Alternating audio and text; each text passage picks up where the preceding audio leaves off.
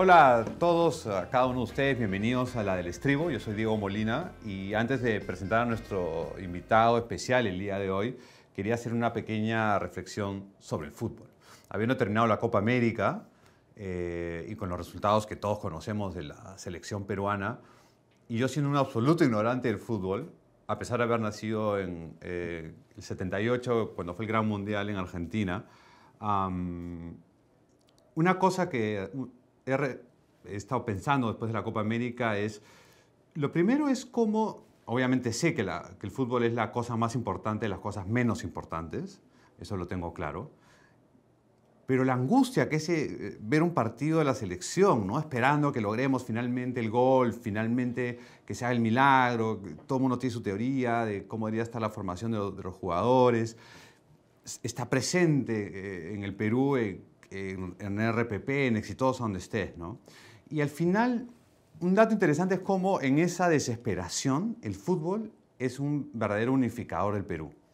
Porque sufre el obrero, sufre el minero, sufre el gerente general, sufre el ministro, sufre hasta Jaime Bailey, como hemos visto en sus videos, con el fútbol peruano. Y, por supuesto, pensando en las glorias de antes. Pero también lo interesante es, la paradoja está, en que el Perú le va muy bien en otros deportes.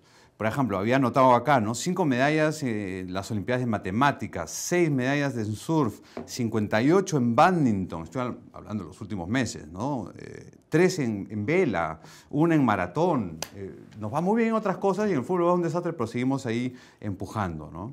Entonces, ya para terminar con esta reflexión, es verdad que es el gran unificador, pero también es un reflejo de nosotros, esperando el milagro, esperando que alguien nos salve, que venga el DT que salve el fútbol peruano, cuando en verdad, como mucho en este país, es un tema institucional.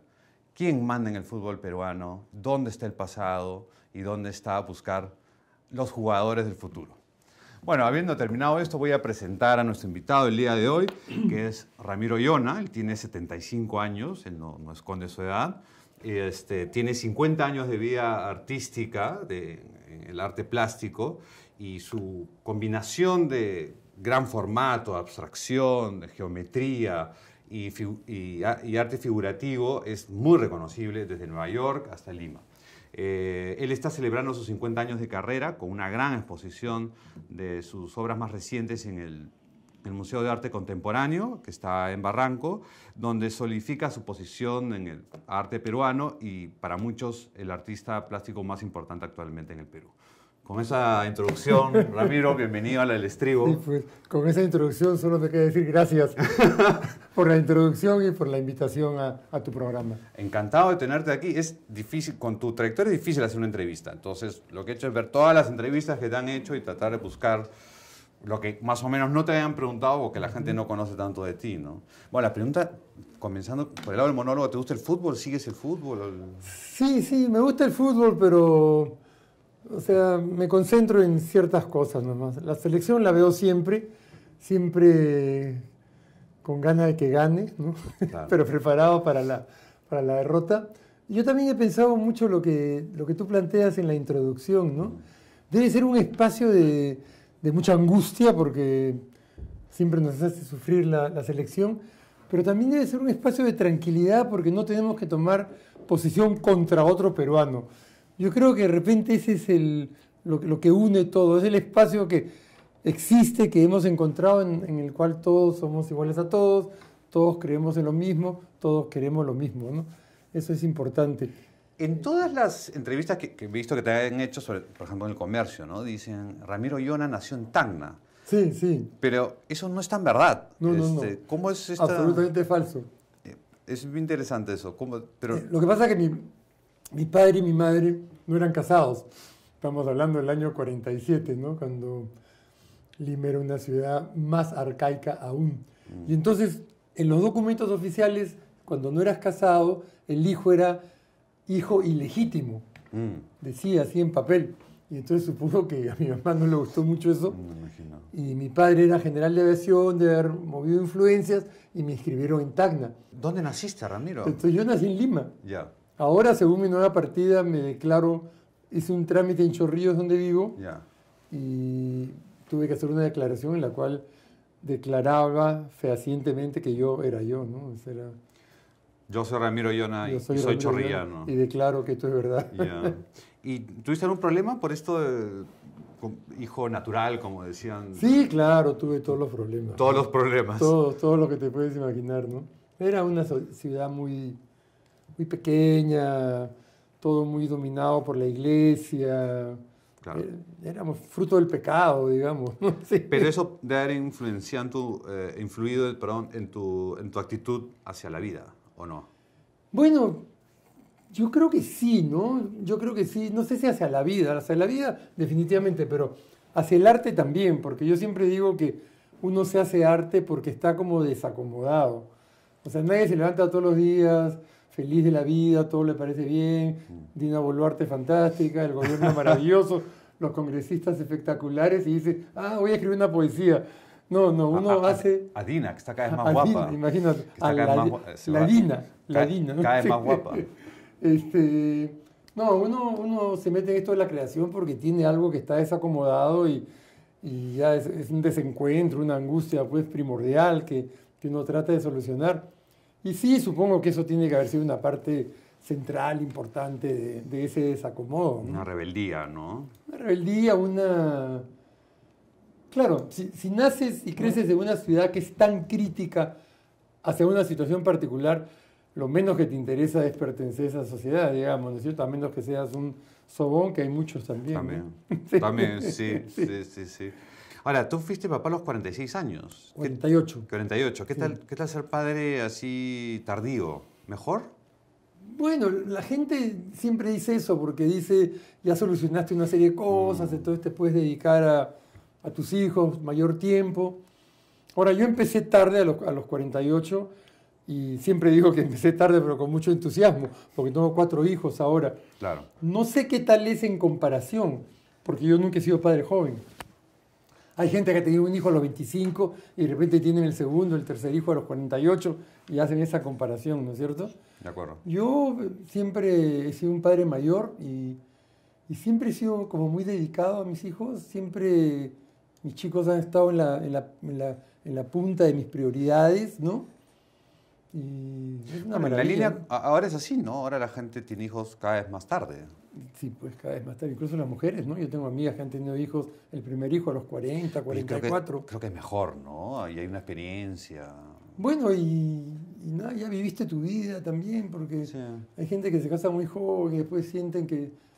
¿no? Viene la crisis de la mediana edad, se mete con la secretaria. Sí, ¿no? dejaron de hacer muchas cosas. Comienzan a tratar de vivir de nuevo. Sí. Claro. Ahora, tú tienes una visión bien, voy a llamarla protestante, calvinista, luterana del trabajo. Siempre hablas de, para ti el trabajo es muy importante. ¿Por qué crees, de dónde tienes influencia? ¿Es el padre general, los 21 años en Nueva York? ¿Qué crees que ha sido tu gran influencia ahí? Mira, yo siempre he sido muy trabajador. Yo siempre he pensado, por ejemplo, cuando yo acabé la escuela, de repente tuve una exhibición, tuve 2 y todas tuvieron mucho éxito y comencé a generar una distancia con el resto de los compañeros y yo no era como el indicado, había gente que estaba ahí, que la gente estaba esperando que aparezca, ¿no? Y de repente aparecí yo y la verdad que a mí me ha ido bien siempre. Y claro, para mí siempre era una pregunta, ¿por qué? Decía yo, ¿por qué me tocó a mí, no? Y yo creo que es por mi capacidad de trabajo. Yo trabajo mucho, ¿no? Volviendo al fútbol, me acuerdo de Ribéry, el francés que, o sea, todo el mundo se iba a entrenar a las 5, él entrenaba hasta las 7, ¿no es cierto? Claro. Yo siempre hacía ese tiempo extra. ¿Por qué? Son cosas de temperamento, de carácter, de llevar el trabajo durante el día hasta sentir que has solucionado algo, por lo menos en esa jornada. Soy muy curioso, soy muy exigente, soy perfeccionista. Tengo una sensación muy clara de cuál es mi tamaño adentro, mi profundidad. Claro. Busco, no me satisfago muy rápidamente. Tengo todas las características, cualidades y defectos que hacen que sea un workaholic, ¿no? Workaholic, claro. Sí, es lo más importante para mí. Yo no estoy bien si no trabajo. Yo le decía a mi esposa que bueno, cuando entramos a salir, fuimos un día a la playa y pasó media hora y le dije, ¿y ahora qué hacemos, no? Entonces, como que, ¿qué hacemos, amigo? ¿Quedaste en la playa tan loco? Le dije, o sea, tengo poca capacidad para el ocio, muy poca. Claro.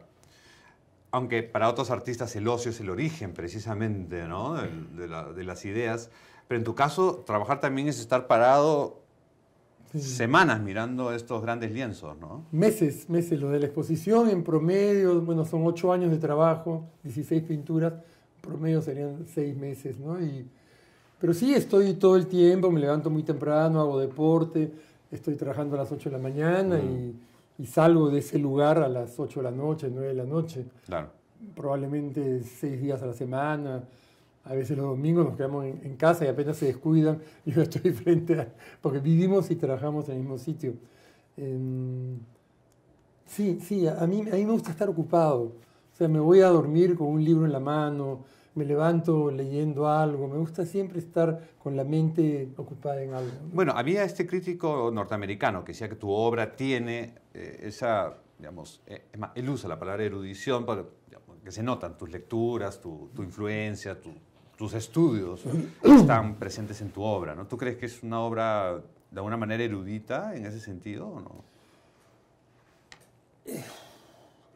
De repente sí, digamos, lo que pasa es que en la pintura es difícil hacer esa transposición que estás haciendo de la literatura, por ejemplo, ¿no? Claro. Pero debe de ser, porque yo soy una persona que siempre estoy mirando la obra de otros. Yo creo que el arte nace del arte. Entonces yo creo que el arte nace es como una cadena de apropiaciones, ¿no es cierto? Y uno se apropia de lo que ya es suyo, de lo que ves y reconoces. Y ese diálogo es con los clásicos, con la historia del arte y con los contemporáneos.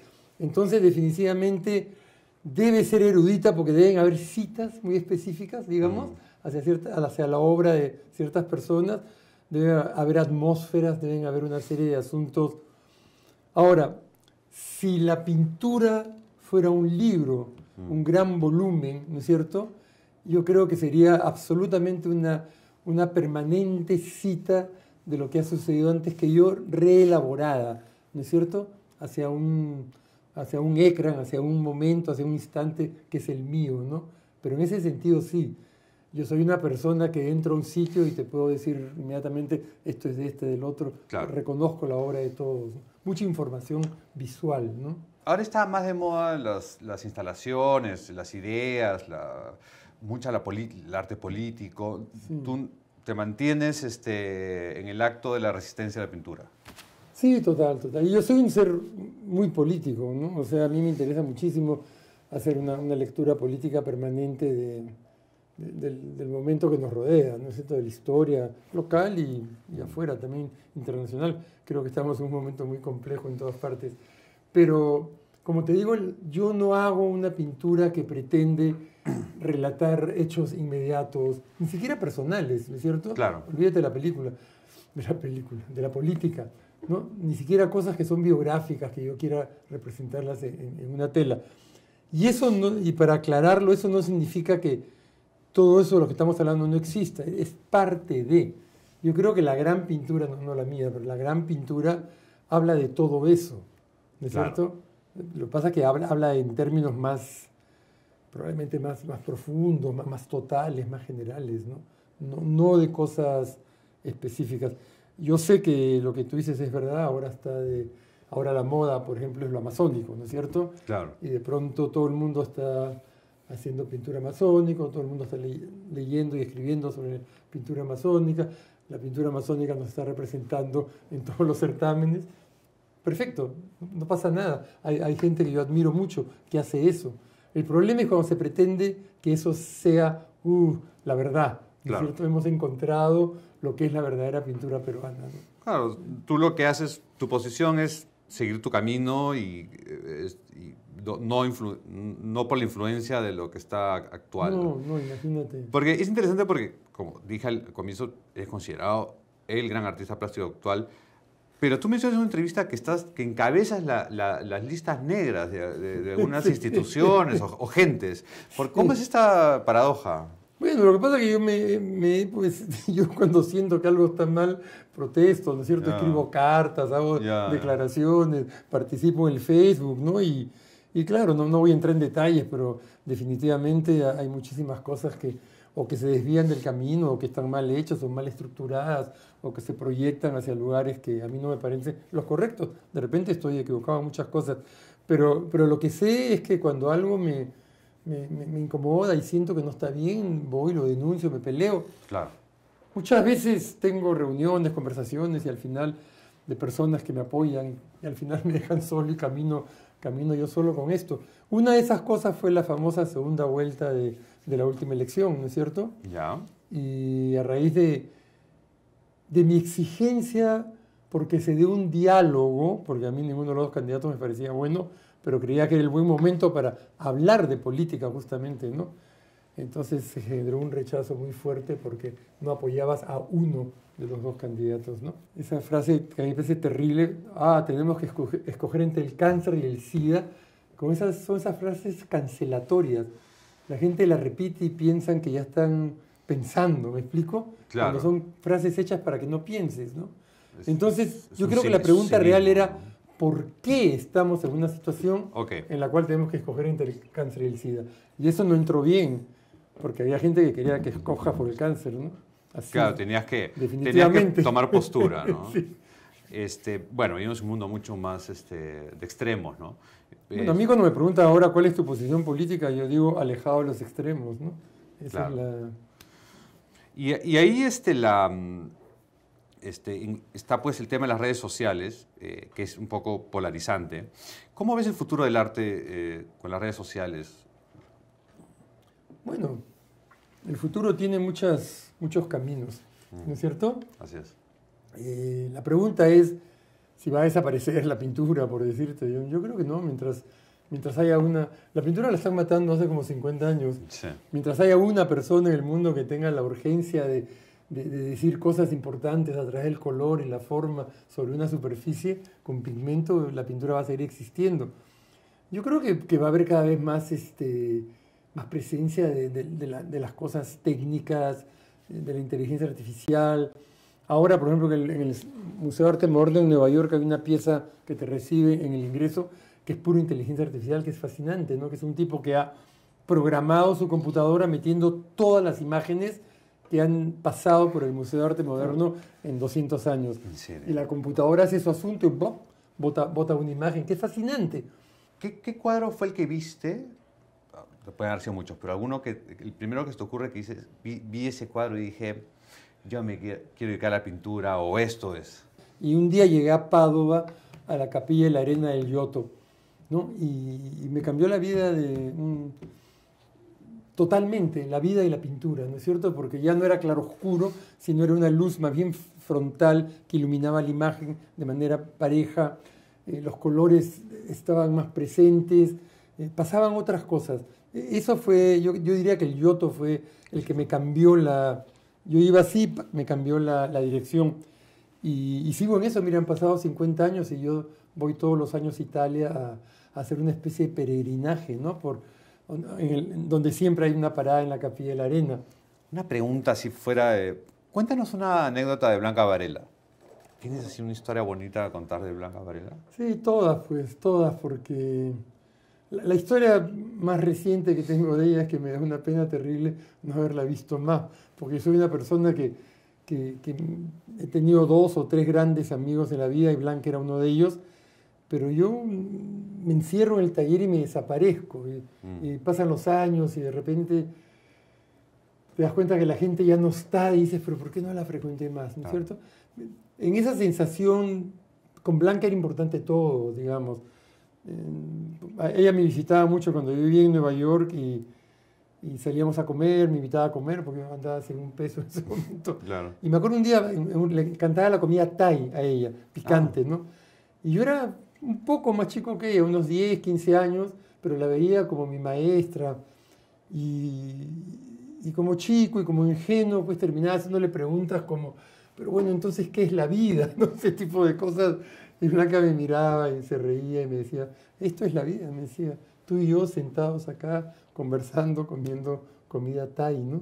Era una persona que te bajaba a tierra inmediatamente y sin embargo todo lo que decía era trascendente. Yo creo que era porque era desde el lugar desde donde enunciaba, donde salían las palabras, ¿no? Era fantástico. Yo creo que le ha dado ternura a mi ingenuidad que bueno, se puede hacer esa pregunta y se puede responder, sobre todo. No, la ternura es parte de su poesía, ¿no? Sí, yo creo que es sí. Bien fuerte. Vamos a terminar, Ramiro, con una sección de ping-pong. Son 5 preguntas muy rápidas que se llama El Último Sorbo, que es para terminar de conocerte bien. ¿Cuál es tu lugar favorito en la Tierra? Venecia. Venecia. La ciudad, sí. O sea, si tuviera que pasar el resto de mi vida en un lugar, sería Venecia. Claro. ¿Cuál crees que es la mejor película de todos los tiempos? No tengo la menor idea, pero yo odio las listas, porque creo que todo es bueno de alguna manera. Pero, por ejemplo, si estoy viendo televisión y me encuentro con El Padrino, sé que ese día no duermo hasta las 3, 4 de la mañana. Claro. ¿no? Te engancha, ¿no? Hay cosas que te enganchan. Pero yo he visto mucho cine. Yo vengo de la generación donde los cineclubs eran importantísimos. Entonces he visto muchísimo, he visto todo Bergman, todo Fellini, no todo Kurosawa, Tarkovsky me fascina a mí. Tiene un libro que se llama algo del silencio y es fantástico. Es una de mis grandes influencias para la pintura, Tarkovsky, ¿no? Mira tú, sí, hablando de la conexión entre la pintura con otros medios. Si pudieras salvar una cosa material de un incendio en tu casa, ¿qué salvarías? Cosa material. Mi iPhone. Porque nunca me ha asustado tanto como la vez pasada que estaba en un supermercado y sentí que había perdido mi iPhone. Porque ahí está todo, ahora está toda la información. Me refiero a las cosas prácticas, ¿no? Sí. Las cuentas de banco, las claves, todo ese tipo de cosas.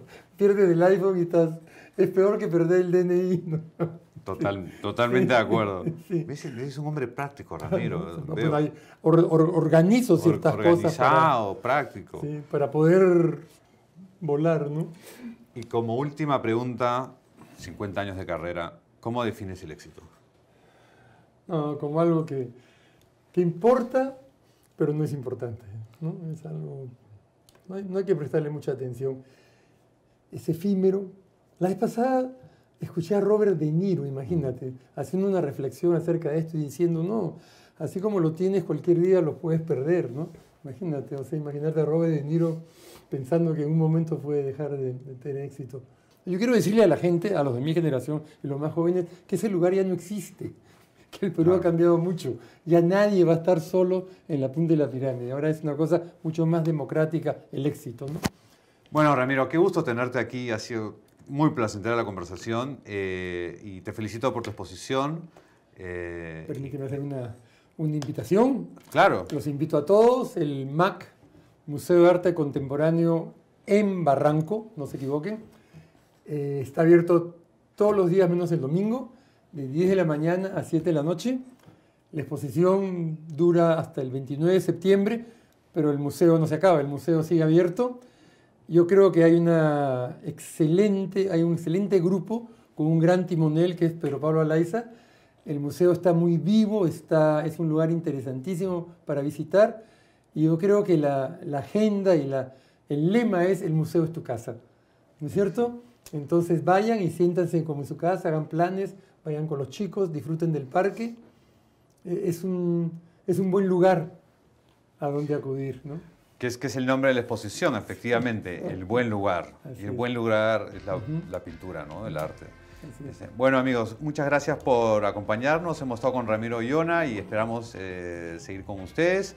Ya saben, nos pueden ver en Perú 21, en las plataformas de Perú 21, en el canal de YouTube de Perú 21. Y eso es todo. Chao, nos estamos viendo.